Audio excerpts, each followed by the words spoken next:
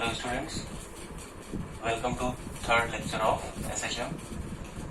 तो अपने previous lectures में हमने पढ़ा था एसएचएम का कुछ बेसिक्स पढ़ा था, उसके बाद कुछ एग्जांपल्स हुए थे, 2 एग्जांपल्स हुए थे। तो एक और एग्जांपल देखते हैं इसमें क्या बोला गया। A boy of mass 40 kg standing on a platform that performs SHM in vertical direction given by this equation, that is y equals to 0.2 sin omega t. Now we have to find minimum frequency of SHM for which y feels weightlessness at the highest point of motion. सबसे पहले तो question को समझना है। Boy का मास दिया गया है, ये एक प्लेटफॉर्म पे है जो वर्टिकल SHM कर रहा है। कैसे देखो, सपोज ये हमारा प्लेटफॉर्म है जो अप एंड डाउन होगा। ओके, यहाँ पे एक बॉय है, ये भी इस प्लेटफॉर्म के साथ ऊपर और नीचे जाएगा, एसएचएम करेगा। हमसे क्या पूछा गया है? Minimum frequency of SHM for which boy feels weightlessness at the highest point of motion. अच्छा, at the highest point of motion मान लो यहाँ तक हो रहा है कुछ, इधर भी इतना ही होगा, फिर दोनों तरफ एम्पलीट्यूड सेम होना चाहिए। तो हाईएस्ट पॉइंट पे क्या सिचुएशन होगी? हाईएस्ट पॉइंट पे एसएचएम वाला एक्सेलरेशन किधर लगेगा? डाउनवर्ड।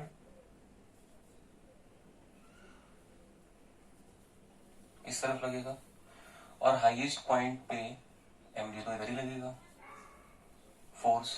और ये M A S H M, ये कौन सा एस एच एम वाला फोर्स होगा? अब सपोज ये दोनों अगर इक्वल हो जाएंगे तो नॉर्मल रिएक्शन 0 हो जाएगा, ठीक है? क्योंकि ये वाला प्लेटफॉर्म का है और mg किसका है? बॉय का। तो अगर प्लेटफॉर्म का एक्सेलरेशन g के बराबर हो जाए, ऐसे भी बोल सकते हैं हम लोग कि g के बराबर प्लेटफॉर्म का एक्सेलरेशन हो जाएगा तो कांटेक्ट फोर्स एग्जैक्टली 0 होगा और उस पॉइंट पे क्या होगा? वेटलेसनेस। ऐसा लगेगा कि वो फ्री फॉल कंडीशन में है। तो देखते हैं हाईएस्ट पॉइंट पे, तो सोल्यूशन देखो क्या होगा। एसएचएम में हम जानते हैं मैक्सिमम एक्सेलरेशन कितना होता है? ए ओमेगा स्क्वायर, ठीक है?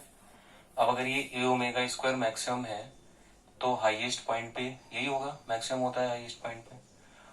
और अकॉर्डिंग टू कंडीशन जो हमने यहाँ पे एनालिसिस किया है, इसके हिसाब से अगर ये किसके बराबर हो जाए? सिंपली जी के बराबर, तो वेटलेसनेस की कंडीशन आ जाएगी। यहाँ से ओमेगा निकाल सकते हैं, omega equals to under root g by a आ जाएगा। हमसे क्या पूछा गया है? Frequency of SHM. तो फ्रीक्वेंसी ओमेगा 2 पाई एफ होता है, तो एफ इक्वल्स टू क्या आ जाएगा? 2 पाई से इधर डिवाइड कर देंगे and this becomes under root g by a. So we have got this. So this is your final answer to this problem.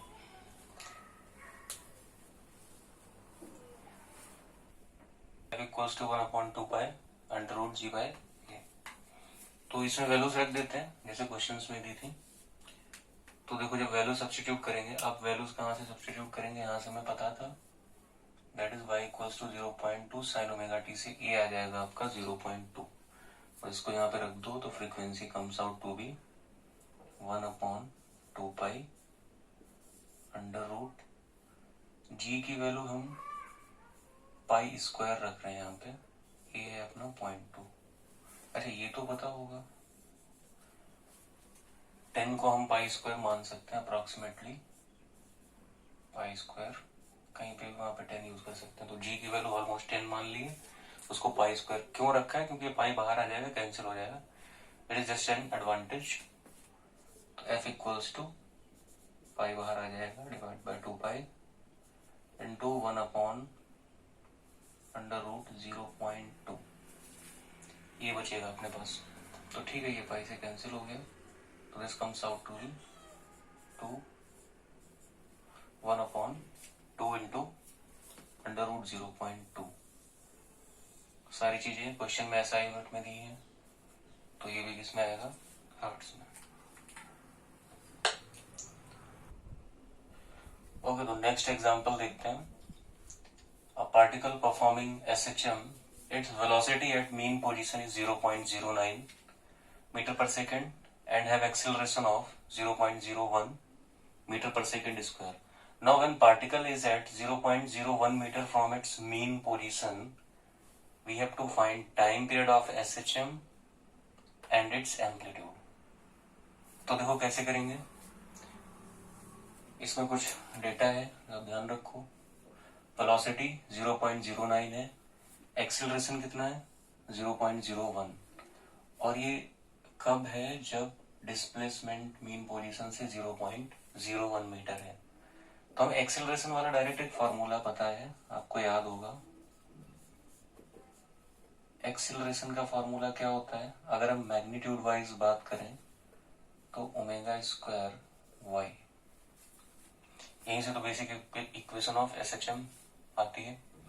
ठीक है, तो इसी का यूज करते हैं। एक्सेलरेशन कितना दिया गया है 0.01 metre per second square, okay SI units में, और ये ओमेगा स्क्वायर।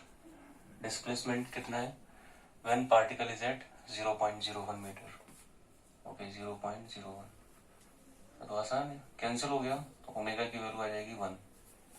अपने को क्या फाइंड करना है, time period of SHM.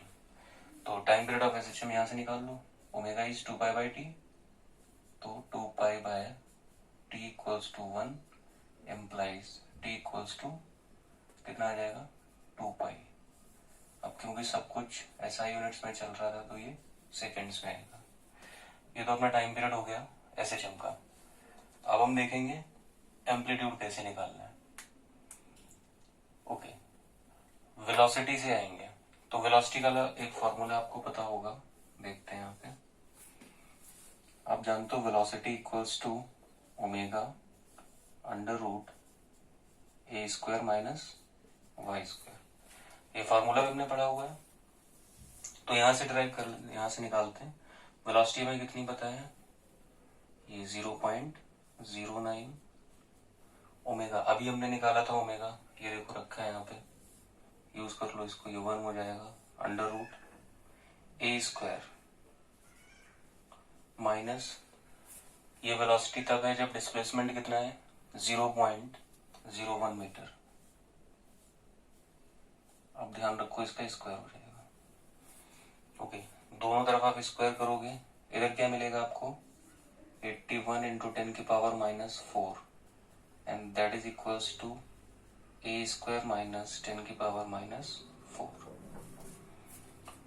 I think ये स्टेप समझ में आ गई होगी। अब इसको सिंपली बस सॉल्व कर लो, आ गया आपका आंसर। इसको इधर ले आओ, ऐड कर दो, 81 इंटू 10 की पावर माइनस 4 प्लस 10 की पावर माइनस 4, तो this a square comes out to be 82 into 10 की पावर माइनस 4। तो ये आपका ए कितना आ जाएगा यहाँ से, now a comes out to be under root of 82, और बाहर क्या आ जाएगा 10 की power minus 2, this is in metre.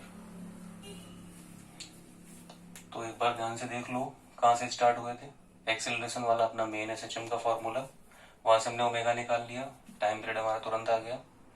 उसके बाद टाइम पीरियड आ गया तो वेलोसिटी का भी डेटा हमें दिया है, हमने वेलोसिटी वाला फॉर्मूला यूज किया, that is v equals to omega under root a square minus y square. Amplitude हमें निकालना है, डिस्प्लेसमेंट हमें क्वेश्चन में गिवन है, v क्वेश्चन में गिवन है, और ओमेगा जस्ट अभी हमने निकाला था। तो ये सब कैलकुलेट करने के बाद ये आपका फाइनल आंसर होगा।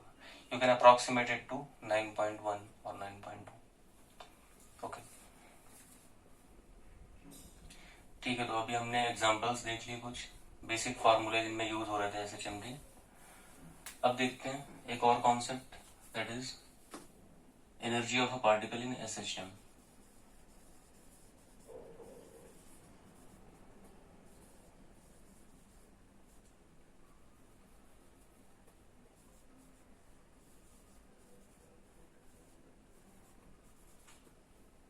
तो अगर हम बात करेंगे पार्टिकल एनर्जी की, तो जैसे आपको पता है, जैसे यहाँ पे इसको मान लो मेन पोजीशन, ठीक है, तो ये एक्सट्रीम हो जाएगा, यहाँ पे हम x इक्वल्स टू माइनस ए लेंगे, ये x इक्वल टू 0 है, और इधर आप ले लो x इक्वल्स टू प्लस ए।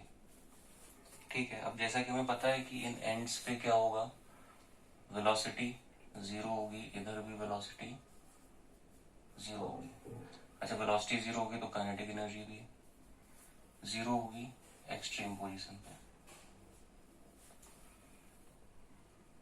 अब मीन पोजीशन पे मैक्सिमम काइनेटिक एनर्जी होगी, वेलोसिटी मैक्सिमम होगी, और वेलोसिटी मैक्सिमम कितनी होती है इस पर्टिकुलर पॉइंट से जब पार्टिकल जाएगा, तो वी मैक्स हम कैसे निकालेंगे, omega under root a square minus x square में आप क्या जीरो कर दोगे, एक्स, तो वी मैक्स कितना आ जाएगा, ए ओमेगा। ठीक है, तो ये मैक्सिमम वेलोसिटी आ गई। तो हम बोल सकते हैं, अगर हम मान लें if minimum potential energy of particle is taken as zero,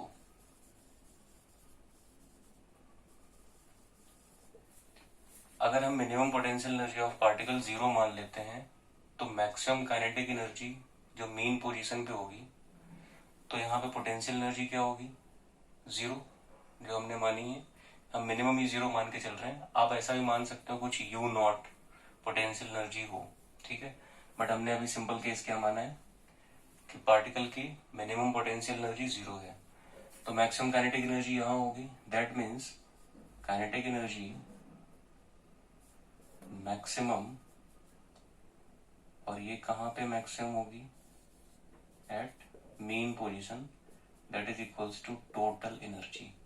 क्योंकि इससे पहले अगर आपको याद होगा तो हम एनर्जी कर्व्स में देख चुके हैं, जब इनका वेरिएशन होता है कि टोटल एनर्जी कंजर्व रहती है पार्टिकल की, क्योंकि इसमें कोई भी अदर एक्सटर्नल फोर्स काम नहीं करता है। तो ठीक है, यहां से देखते हैं काइनेटिक एनर्जी। अब काइनेटिक एनर्जी कैसे लिखोगे, मैक्सिमम अगर आपको लिखना है, मैक्सिमम जो कि टोटल एनर्जी के बराबर होगी, तो आप लिखोगे half mass of the particle, ये तो बदलेगा नहीं, यहाँ पे मैक्सिमम वेलोसिटी आ जाएगी। अभी मैक्सिमम वेलोसिटी हम देख चुके हैं क्या है, दिस इज ए ओमेगा, यहाँ पे वैल्यू रख दो तो आ जाएगा half m omega square a square. So this is our maximum kinetic energy. फिर से एक बार ध्यान से देख लो, काइनेटिक एनर्जी टोटल एनर्जी के बराबर कब होगी, जब ये मैक्सिमम होगी और मीन पोजीशन पे होगी। तो half m v max square, v max की वैल्यू कहाँ से आएगी, यहाँ पे हमने माना है, और यहाँ पे आप पोटेंशियल एनर्जी, ये हमने ऐसा केस माना है कि इस मीन पोजीशन पे पोटेंशियल एनर्जी जीरो है, ओवरऑल एनर्जी काइनेटिक होगी। स्क्रीन पॉज करो एक मिनट, नोट कर लो इसको। तो हमारी मैक्सिमम काइनेटिक एनर्जी की हम बात करें, या फिर हम बोल दें कि टोटल एनर्जी, तो वो भी क्या आ रही थी, half m omega square a square. अच्छा, ये काइनेटिक एनर्जी भी मैक्सिमम यही होगा, और पोटेंशियल एनर्जी भी मैक्सिमम यही होगा जब काइनेटिक एनर्जी जीरो होगी। मतलब हम बोल सकते हैं कि eight extreme positions this will be the total potential energy of the particle. ठीक है, और देखते हैं अगर हम जनरल टर्म की बात करें काइनेटिक एनर्जी किसी भी इंस्टेंट पे, तो हम उसको क्या लिख सकते हैं, हाफ एम वी स्क्वायर। अब हम एक जनरल टर्म पे बात करें किसी भी जनरल पॉइंट पे, वो जरूरी नहीं है कि मीन पोजीशन हो या फिर एक्सट्रीम पोजीशन हो। तो वेलोसिटी का जो फॉर्मूला है वो रख दो यहाँ पे। वेलोसिटी क्या होता है, omega under root a square minus x square या वाई स्क्वायर जो भी बोलते हैं। तो ये वेलोसिटी का स्क्वायर है, ओमेगा स्क्वायर हो जाएगा ए स्क्वायर माइनस, अब यहाँ पे आप एक्स स्क्वायर भी लिख सकते हो, वाई स्क्वायर भी लिख सकते हो, डिपेंडिंग ऑन कि आपने क्या माना हुआ है, एक्स माना था या वाई माना। ठीक है, चलो हम वाई लेके चलते हैं, वाई स्क्वायर। ओके, इसमें कोई कंफ्यूजन नहीं होना चाहिए एक्स और वाई में, this is simply representation of the path. तो इन दोनों टर्म्स को देखो तो काइनेटिक एनर्जी किसी भी जनरल पॉइंट पे क्या आएगी आपकी, half m omega square a square minus half m omega square y square. अब अगर ये टोटल एनर्जी है, ठीक है, ये वाला टर्म टोटल एनर्जी वाला टर्म है, इधर काइनेटिक एनर्जी है। तो ऑब्वियसली आप देख रहे हो टोटल एनर्जी में से कुछ एनर्जी वाला टर्म माइनस हुआ है। तो अगर हम डायमेंशनली भी देखें तो प्लस माइनस तभी कर सकते हैं जब डायमेंशन सेम हो। दैट मीन्स ये वाला टर्म भी एनर्जी का ही है। तो हम टोटल एनर्जी में से कुछ एनर्जी माइनस कर रहे हैं, तो हमारे पास क्या मिल रहा है, काइनेटिक एनर्जी। इसका मतलब हमें समझ में आ जाना चाहिए what is this, this is potential energy and this is as a function of y, this is displacement from mean position. इसी तरीके से आप इसको बोल सकते हो, this is kinetic energy, this is a function of y, displacement from mean position. ये दोनों टाइप के energies as a function of particle displacement from mean position आपको पता चल गए हैं।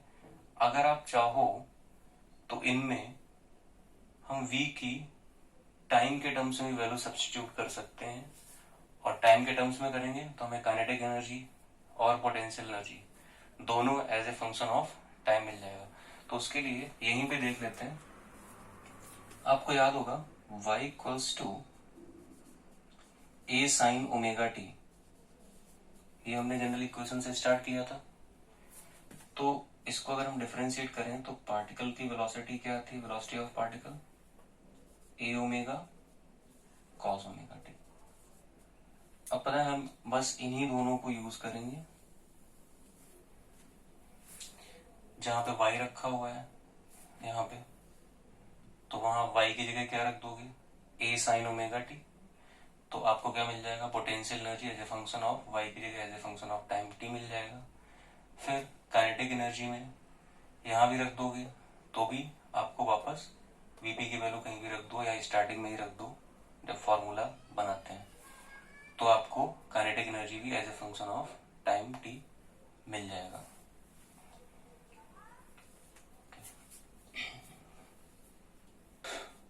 ठीक है, तो हमने काइनेटिक और पोटेंशियल एनर्जी देखा।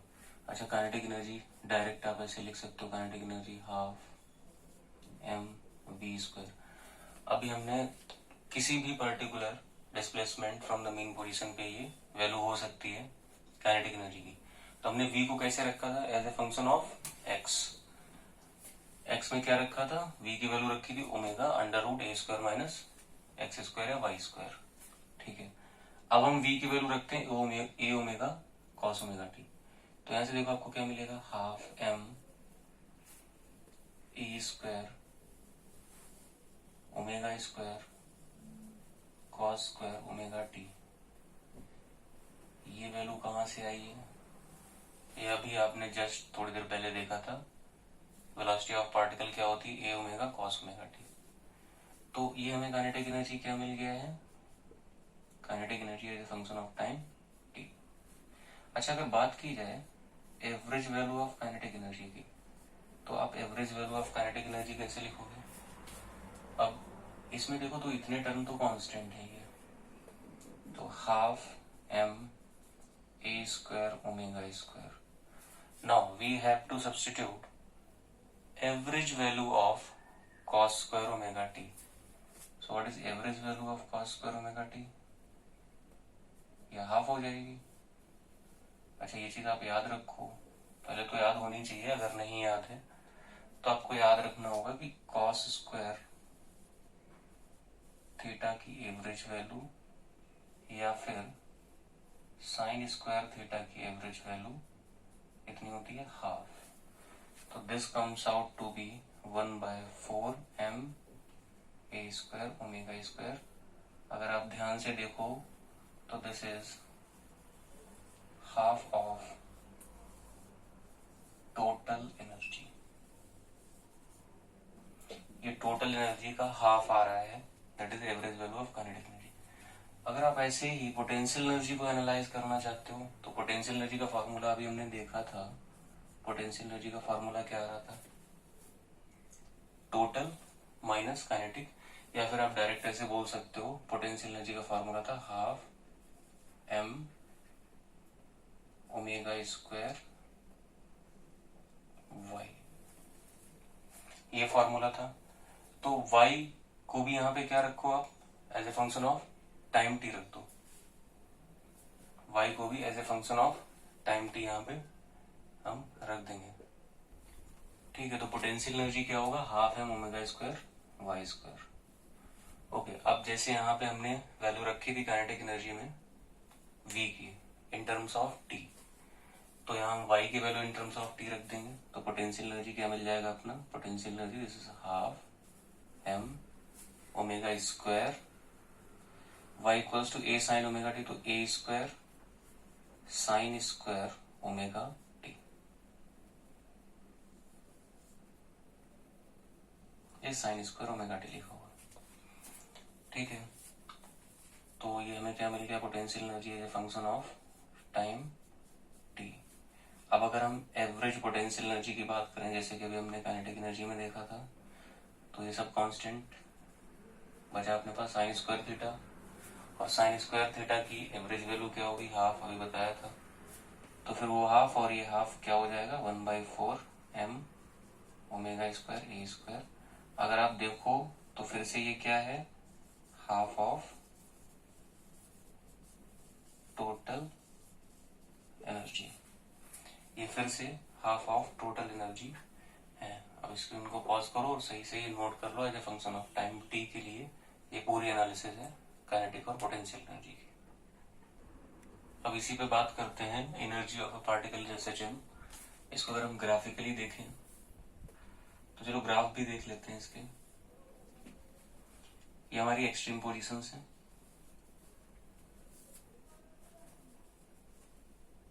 ठीक है। Now this is suppose this is mean position, तो अगर ये मीन पोजीशन है,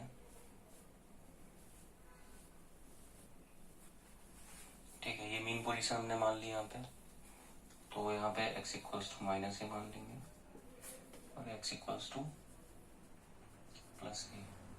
इसी मीन पोजीशन से हमने एक एक्सिस ड्रॉ की, y axis. Suppose this is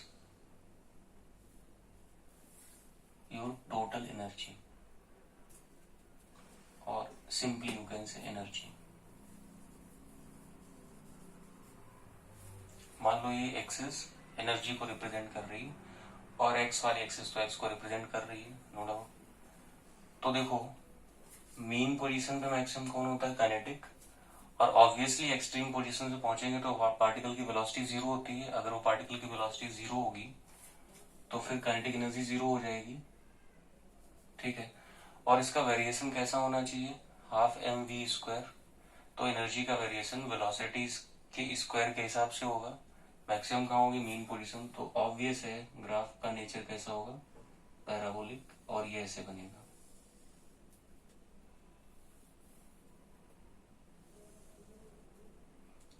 ये आपका काइनेटिक एनर्जी है, this is maximum value of kinetic energy. अब अगर ये मैक्सिमम है और हम क्या मान के चल रहे हैं कि इनिशियली कोई भी पोटेंशियल एनर्जी नहीं है पार्टिकल के पास, तो पार्टिकल के पास इस पर्टिकुलर पोजीशन पे, यहाँ पे जहाँ मैक्सिमम काइनेटिक एनर्जी है, वहाँ पोटेंशियल एनर्जी अगर जीरो लेंगे, उस टाइम पे इन ग्राफ के एनालिसिस कैसे करेंगे, यहाँ मैक्सिमम काइनेटिक एनर्जी होगी, दैट इज के ई मैक्स।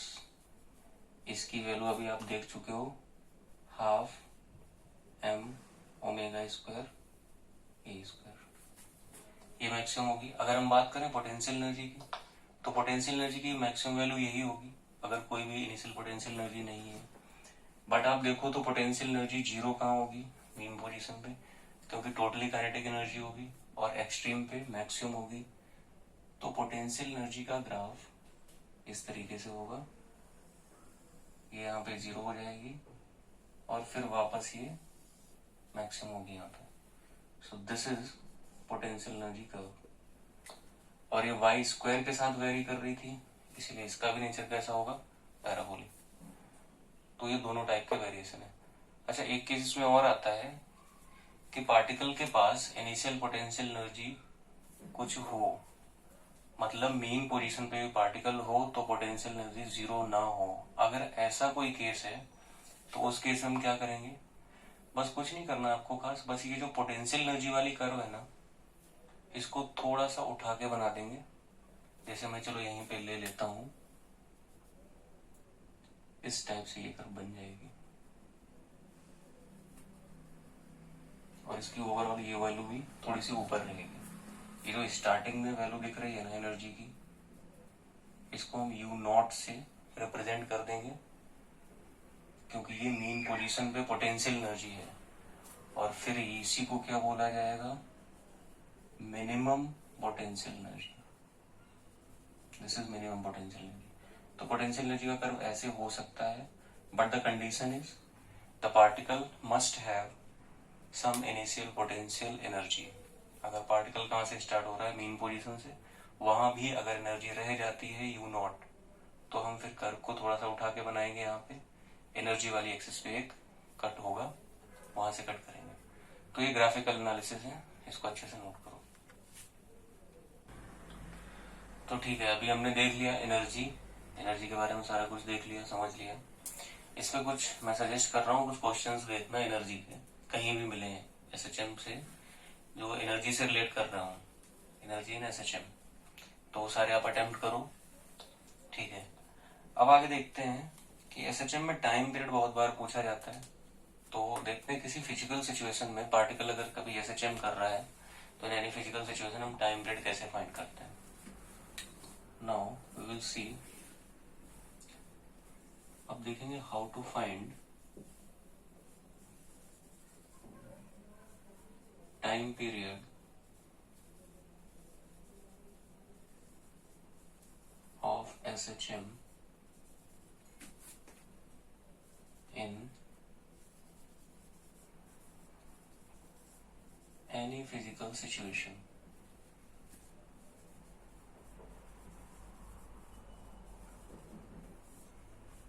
सिंपल प्रोसेस है, स्टेप बाय स्टेप याद रखना है आपको क्या क्या करते हैं। अब देखो इसमें कैसे क्वेश्चंस बन सकते हैं, पहले तो ये समझ लो। जैसे अभी एक एग्जांपल देखा था थोड़ी देर पहले, एक बॉय एक प्लेटफॉर्म पे खड़ा है और वो एसएचएम कर रहा था प्लेटफॉर्म। तो उसमें टाइम पीरियड के बारे में पूछा गया था, या मिनिमम फ्रीक्वेंसी पूछी गई थी, वो हमने कैसे निकाला। तो इसके और भी बहुत से केसेस ऐसे आएंगे जहाँ पे आपको जरूरत पड़ेगी कि एसएचएम से रिलेट करके आपको टाइम पीरियड वगैरह निकालना है। तो जितने भी इस टाइप के क्वेश्चन आएंगे जो आपको खुद स्टेप बाय स्टेप फ्रेम करने पड़ेंगे, टाइम पीरियड तक पहुंचना पड़ेगा step by step with mathematical analysis, तो उन सभी के लिए एक कॉमन सा स्ट्रेटेजी रखेंगे अपन। क्या स्ट्रेटेजी होगी, स्टेप बाय स्टेप चलेंगे। सबसे पहले हम उसमें ये देखेंगे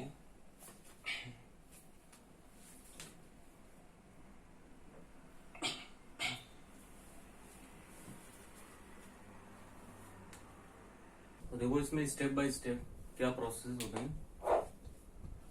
हाँ, तो देखते हैं इसमें पर्टिकुलर कुछ फिक्स स्टेप्स होते हैं जो हमें याद रखने हैं। सबसे पहला step, find net force on particle. सबसे पहले तो पार्टिकल पे नेट फोर्स निकालो। Now suppose this net force, और you can say resultant force, resultant force बोल दो, नेट फोर्स बोल दो, एफ आर। सपोज हमने क्या निकाल लिया है, एफ आर। हर एक सिचुएशन के लिए ऐसे ही काम करना है। दूसरा स्टेप अपना क्या रहेगा, जब आपने नेट फोर्स निकाल लिया है तो ए नेट भी तो निकाल ही लोगे। ए नेट क्या होगा, एफ आर बाय एम। ठीक है, ये आप एफ आर बाय एम निकाल लोगे। अब आपको finally you have to deduce this a net in terms of displacement of particle from mean position। वो भी कैसे, एक कांस्टेंट होगा यहाँ पे इनटू y। ठीक है, इस तरीके से माइनस साइन भी होगा। अगर आप सिर्फ मैग्नीट्यूड की बात करो तो माइनस कंसिडर नहीं भी करोगे तो चलेगा, बट अगर हम एग्जैक्टली बात करें तो ये रेस्टोरिंग फोर्स होगा r। ठीक है, तो फंक्शन ऑफ y आ जाएगा, आपको एक कांस्टेंट टर्म मिलेगा और क्या मिलेगा साथ में, सिंगल पावर में displacement of particle from mean position. ऐसा फंक्शन आपको क्रिएट करना है हर एक सिचुएशन में। तो इसके लिए हमें एग्जांपल लेना पड़ेगा। इसके लिए हम देखेंगे किस तरीके से हम ये स्टेप्स फॉलो करते हैं। एक बार फिर से देख लो, सबसे पहले क्या है, नेट फोर्स ऑन पार्टिकल, उसके बाद नेट एक्सेलरेशन आएगा। ठीक है, तो वो FR/m आ जाएगा। इस नेट एक्सेलरेशन को आपको कैसे रिड्यूस करना है, फंक्शन ऑफ y में लाना है।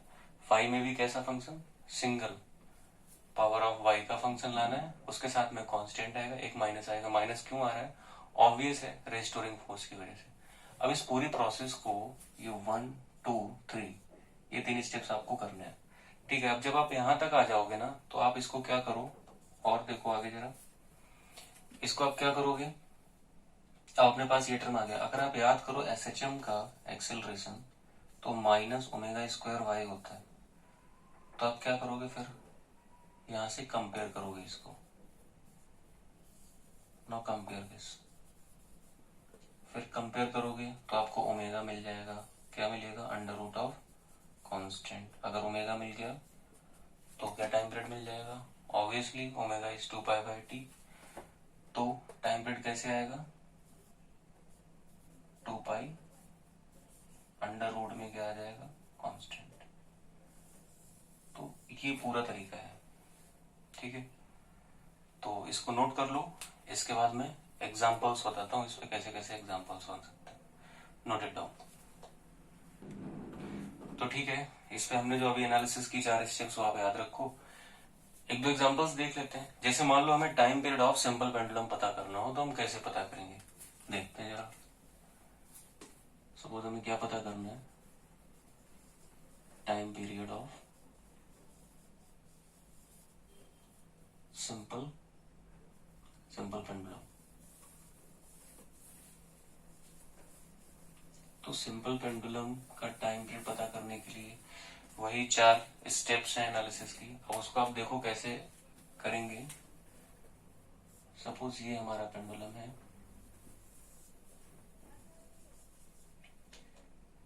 तो ये ऐसे SHM करेगा, दोनों तरफ जाएगा। ये एक्सट्रीम पोजीशंस आप मान लो अगर, तो यहाँ पे आएगा, इधर रहेगा। अब हम क्या है, किसी भी इंटरमीडिएट पोजीशन पे बात करेंगे अगर इसमें, तो सपोज हम एक पोजीशन ले लेते हैं यहाँ पे, इस पे बात करते हैं। नाउ लेट अस से दिस एंगल इज थीटा, ठीक है। अगर ये थीटा है, लेंथ ऑफ स्ट्रिंग आप L मान लो, जिसको आप लेंथ ऑफ पेंडुलम भी बोल सकते हो। मास ऑफ बॉब M मान लो, तो वह M ही रहेगा, कोई प्रॉब्लम नहीं। अब यहाँ पे अगर आप देखो, तो हम इस सिचुएशन के लिए, तो थीटा वाली सिचुएशन के लिए बात कर रहे हैं, तो mg तो ऑब्वियसली इधर ही लगेगा। आप mg वाले line of action of force को एक्सटेंड करोगे, तो आप देखोगे एक तो ये लाइन ऐसे गई है। अगर ये एंगल थीटा है, ध्यान से समझना, ये एंगल अगर थीटा है तो क्या ये एंगल भी थीटा होगा, और अगर ये एंगल थीटा हो गया तो ये भी तो थीटा होगा, ठीक है। अब अगर ये एंगल थीटा हो गया, तो आप देखो इधर 2 कंपोनेंट ले सकते हो, एक रेडियली आउटवर्ड, इधर क्या लोगे आप, mg cos थीटा, इधर क्या ले लोगे, mg का साइन थीटा, ठीक है। अब ये mg साइन थीटा अगर आप देखो तो मेन पोजीशन की तरफ वापस लाने का काम कर रहा है, क्योंकि ये किधर लग रहा है, mg cos theta radially outward लग रहा है, ओके। वो टेंशन से बैलेंस करेगा, तो T equals to mg cos theta आप यहाँ पे लिख सकते हो टेंशन के लिए। अगर आप देखो तो रेस्टोरिंग फोर्स अपने पास ये है, what is mg sine theta. अब इसका नेचर रेस्टोरिंग है, ये टुवर्ड्स मेन पोजीशन लग रहा है, इसलिए हम इसको माइनस साइन के साथ लिखेंगे। तो याद करो अपनी पहली स्टेप, जो हमें FR निकालना होता था, तो हमारे पास आ जाएगा -mg साइन थीटा। अब हम क्या करेंगे, obviously in comparison to length of the string अगर हम देखें तो ये डिस्प्लेसमेंट बहुत छोटा होगा, ठीक है। या हम ऐसा बोल सकते हैं कि हम थीटा बहुत छोटा लें, बहुत छोटा सा डिस्प्लेसमेंट, और ये कितना कम होगा कितना ज्यादा होगा ये रिलेटिव टर्म्स होते हैं, तो ये याद रखो। हम with respect to length of string बात कर रहे हैं, तो ये डिस्प्लेसमेंट बहुत छोटा होगा। अगर ऐसा है थीटा छोटा होगा, हम साइन थीटा को डायरेक्टली थीटा से भी रिप्लेस कर सकते हैं, लेकिन उसकी भी जरूरत यहाँ पे नहीं पड़ेगी, आप डायरेक्ट साइन थीटा की वैल्यू रख सकते हो। अगर आप इस ट्रायंगल में देखो और ये डिस्प्लेसमेंट हम x मान रहे हैं, ये वाला अपन ने x मान लिया, ठीक है। तो इस ट्रायंगल से साइन थीटा की वैल्यू क्या होगी, एडजेसेंट साइड ये x/l, तो यहाँ पे वैल्यू रख देते हैं, तो एफ आर क्या हो जाएगा, minus m g sine theta की वैल्यू रख दो एक्स बाय एल। ठीक है, आप यहां से ए नेट निकाल सकते हो। अगली स्टेप याद करो, यही थी। तो minus m g x by l तो था, मास से और डिवाइड करना पड़ेगा तो ये कैंसिल हो जाएगा, तो minus g x by l. अब ये किससे कंपेयर करना है, compare with this S H M का जो एक्सेलरेशन लिखते हैं ना, माइनस ओमेगा स्क्वायर एक्स। तो आपको यहाँ से ओमेगा क्या मिल जाएगा, अंडर रूट, यहाँ पे देखो क्या लिखा हुआ है, this is g by l. अब अगर आपको ओमेगा मिल गया तो आप टाइम पीरियड भी तो लिख सकते हो। Time period 2 pi by omega होता है, इसको रिवर्स करके लिख दो, अंडर रूट एल बाय जी। तो ये हमारा कौन सा टाइम पीरियड आ गया, सिंपल पेंडुलम का। कैसे आया है, एस एच एम की एनालिसिस से आया है। हमने एक्स को बहुत स्मॉल माना और हमने वही स्टेप्स फॉलो किए। क्या किया है, सबसे पहले रेस्टोरिंग फोर्स लिखा है, रेस्टोरिंग फोर्स से एक्सेलरेशन नेट निकाला है, acceleration as a function of x create किया है। यहाँ पे ये काफी आसान है क्योंकि ये direct as a function of x आ गया है सिंगल पावर में, कोई प्रॉब्लम नहीं हुई। बट कभी कभी केसेस ऐसे आएंगे आपके साथ कि डिनोमिनेटर में या न्यूमरेटर में एक्स की पावर अदर देन 1 हो सकती है, तो वहां पे हमें देखना पड़ेगा। ये तो सिंपल केस था। तो हमने जब ये फंक्शन निकाल लिया तो फिर हमने किससे कंपेयर कराया, a equals to minus omega square x, जो कि एस एच एम का एक्सेलरेशन है, वहां से हमने ओमेगा से कंपेयर करा के आप देखो तो जी बाई एल आएगा। तो ओमेगा की वैल्यू आ गई है under root g by l. तो टाइम पीरियड निकाल सकते हैं, क्या होता है time period, 2 pi by omega. तो 2 पाई अपॉन ओमेगा मीन्स, इसको रिवर्स करके लिख दो। So this is final time period of S H M of simple pendulum. आपको ये फॉर्मूला शायद याद भी होगा। तो ठीक है, अब हम अगले लेक्चर में, अपने नेक्स्ट लेक्चर में और ऐसी फिजिकल सिचुएशंस के बारे में बात करेंगे। 2-3 एग्जांपल और लेंगे ऐसे, जैसे सिंपल पेंडुलम हो गया। फिर ऐसी और बातें करेंगे एसएचएम के बारे में कि टाइम पीरियड यही प्रोसेस से हम कैसे निकालते हैं। Okay, this is all for today, thank you.